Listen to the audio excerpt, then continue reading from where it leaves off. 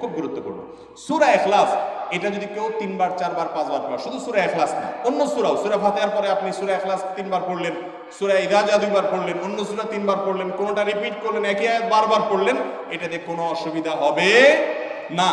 আপনি বারবার পড়তে পারেন, কোনো অসুবিধা হবে না ইনশাআল্লাহ। তবে লক্ষ্য রাখবেন, প্রথম রাকাতের চাইতে দ্বিতীয় রাকাতটা তুলনামূলক একটু ছোট হবে, হ্যাঁ, আয়তনে পরিমাণে একটু ছোট হবে, এটাই সুন্নাহ। নবী করিম সাল্লাল্লাহু আলাইহি ওয়াসাল্লাম প্রথম রাকাত যদি 2 মিনিট ধরে পড়তেন, দ্বিতীয় রাকাত 1.5 মিনিট, অর্থাৎ একটু কমায়া পড়তেন, এটাই তার সুন্নাহ ছিল। বাস এরপর আপনি এবার সূরা ফাতিহার পরে এক সূরা বারবার পড়েন, হ্যাঁ, কয়েক সূরা বারবার পড়েন, বা অন্য একটা সূরা পড়ে আরেকটা সূরা বারবার পড়েন। সূরার মহব্বতের কারণে, মর্মের কারণে, একই আয়াত জাহান্নামের কথা আছে, জান্নাতের কথা আছে, আল্লাহর কথা আছে, সেজন্য আপনি বারবার পড়েন, কোনো অসুবিধা নাই ইনশাআল্লাহ।